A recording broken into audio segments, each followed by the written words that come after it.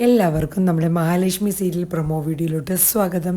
അപ്പോൾ നമ്മുടെ കഴിഞ്ഞ ദിവസം നമ്മൾ കണ്ടു നിർത്തിയിരിക്കുന്ന രംഗം നമ്മുടെ മഞ്ജും നമ്മുടെ സാഗറും തമ്മിലുള്ള വിവാഹത്തിൻ്റെ എല്ലാ തയ്യാറെടുപ്പുകളും നമ്മുടെ മാർക്കോ ചെയ്തു വച്ചിരിക്കുകയായിരുന്നു.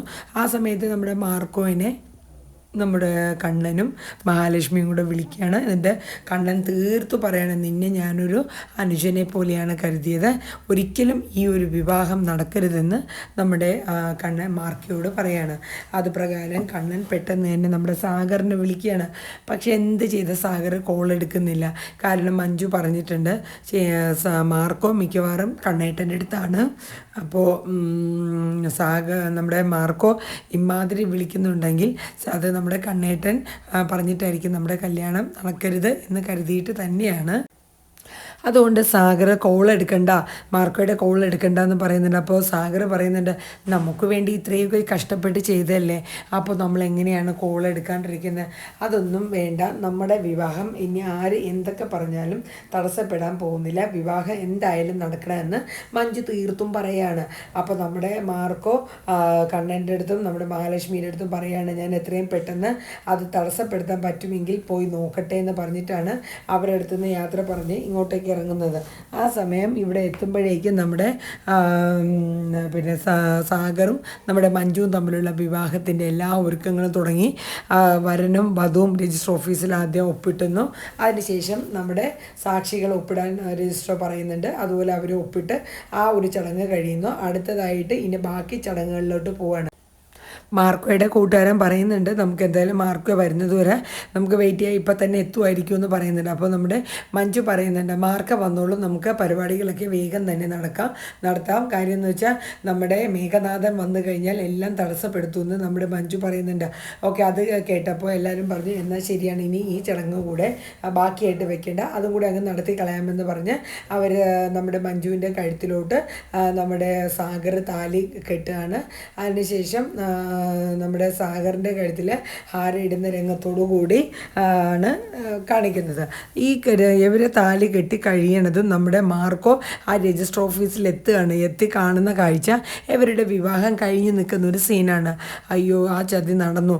അപ്പോൾ മാർക്കോ പറയുന്നുണ്ട്, ഞാൻ എന്താണ് ഇത്രയും നേരം വിളിച്ചിട്ട് സാഗറെ നീ കോൾ എടുക്കാണ്ടിരുന്നത്, വളരെ അത്യാവശ്യപ്പെട്ട ഒരു കാര്യം പറയാനായിരുന്നു. അപ്പോൾ മഞ്ജു പറയുന്നുണ്ട്, ഞങ്ങൾക്കറിയാം കണ്ണേട്ടൻ പറഞ്ഞിട്ട് ഈ വിവാഹം തടസ്സപ്പെടുത്താൻ വേണ്ടിയിട്ടാണ് മാർക്കോനെ കൊണ്ട് കണ്ണേട്ടൻ വിളിപ്പിക്കുന്നതെന്ന് ഞങ്ങൾക്കറിയാം, അതുകൊണ്ട് ഞങ്ങൾ എടുക്കണ്ടെന്ന് കരുതിയത് അതുകൊണ്ടാണെന്ന് നമ്മുടെ മഞ്ജു പറയുന്നുണ്ട്.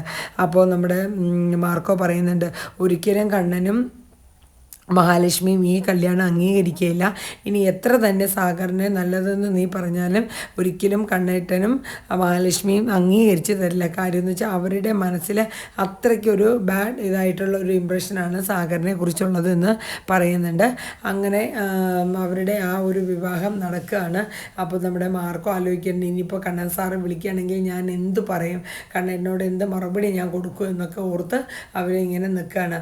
ആ സമയത്ത് നമ്മുടെ മാർക്കോ കണ്ണൻ വിളിക്കുമ്പോൾ എന്തായി അവിടുത്തെ കാര്യങ്ങൾ, വിവാഹം തടയാൻ പറ്റുമോ മാർക്കോ എന്ന് കണ്ണൻ ചോദിക്കുന്നുണ്ട്. ഇല്ല കണ്ണൻ സാറേ, എനിക്ക് തടയാൻ പറ്റിയില്ല, എന്നോട് ക്ഷമിക്കണം, ഞാൻ എത്തുമ്പോഴേക്കും ഇവിടെ വിവാഹത്തിൻ്റെ ചടങ്ങുകളെല്ലാം കഴിഞ്ഞു എന്നിങ്ങനെ നമ്മുടെ പിന്നെ മാർക്കോ പറയുന്നുണ്ട്.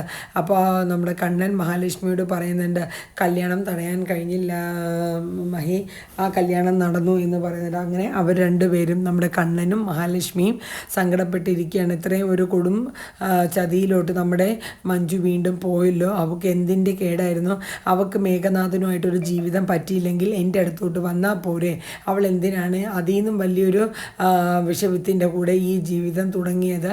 മേഘനാഥനെ വേണമെന്ന് പറഞ്ഞ് വാശി പിടിച്ചപ്പോൾ അന്ന് ഞങ്ങൾ പറഞ്ഞിട്ടും അവൾ കേട്ടില്ല. ഇന്നിപ്പോൾ ഈ ഒരു കല്യാണത്തിനും പറ്റുന്നിടത്തോളം ഞങ്ങൾ ശ്രമിച്ചു, പക്ഷേ എന്നാലും മഞ്ജു അതിനെ പറഞ്ഞിരുന്നാലും മഞ്ജു അതിനെ വകവയ്ക്കില്ല. കാരണം അവൾ സാഗറുമായിട്ടൊരു ജീവിതം സ്വപ്നം കണ്ട് അത് തീരുമാനിച്ച് ഉറപ്പിച്ചാണ് നിൽക്കുന്നത്. അപ്പോൾ ഇത് കഴിഞ്ഞിട്ട് നമ്മുടെ കണ്ണനും മഹാലക്ഷ്മിയും കൂടെ നമ്മുടെ ദുർഗേനെ വിളിക്കുകയാണ്. ദുർഗേനെ വിളിച്ചിട്ട് പറയുന്നുണ്ട്, അമ്മ പറഞ്ഞത് ശരിയാണ്, മേഘനാഥൻ്റെ അടുത്ത് നിന്ന് നമ്മുടെ മഞ്ജു തിരിച്ച് വീട്ടിൽ നിന്ന് ഇറങ്ങി വന്നിട്ടുണ്ട്, എന്നിട്ട് അവൾ മാർക്കോനെ അല്ല കല്യാണം കഴിച്ചത്. അപ്പോൾ ദുർഗ ചോദിക്കുന്നുണ്ട്, പിന്നെ ആരെയാ അത്? പണ്ട് എൻ്റെയും മഹാലക്ഷ്മിയുടെയും ജീവിതത്തിന് കുളം തോണ്ടാൻ വേണ്ടി വന്നൊരുത്തനുണ്ടല്ലോ, നമ്മുടെ സാഗർ എന്ന പേരുള്ള, അവനുമായിട്ടാണ് വിവാഹം വിവാഹം കഴിച്ചതെന്ന് നമ്മുടെ കണ്ണൻ നമ്മുടെ ദുർഗയോട് പറയുന്നുണ്ട്. അപ്പോൾ ഇത് കേട്ട ദുർഗ ആകെ ഞെട്ടിത്തെറിക്കുകയാണ്. ഇവർക്ക് ഇതെന്തു പറ്റിയെന്ന് പറഞ്ഞ് നിലവിളിക്കുകയാണ്. അതിനിടയിൽ നമ്മുടെ ഹോസ്പിറ്റൽ രംഗം കാണിക്കുന്നുണ്ട്.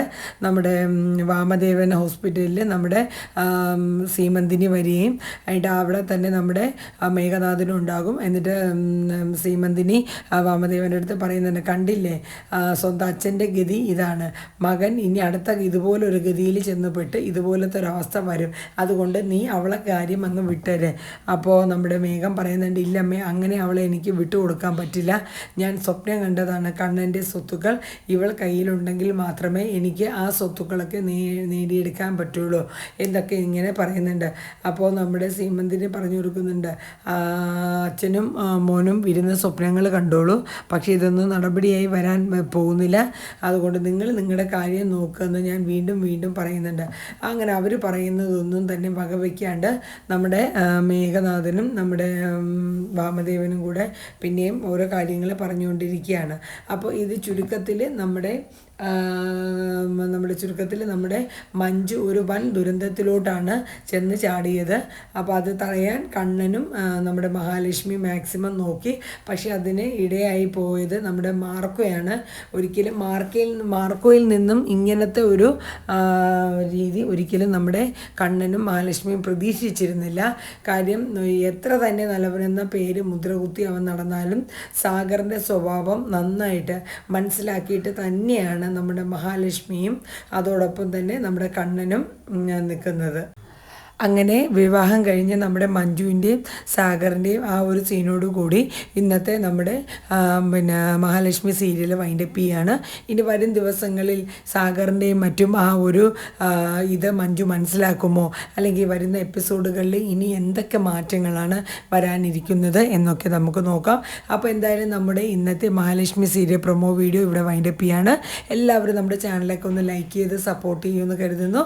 അപ്പോൾ നമുക്ക് അടുത്തൊരു പ്രൊമോ വീഡിയോയുമായി വീണ്ടും കാണാം. അതുവരേക്കും Tata, bye bye, take care.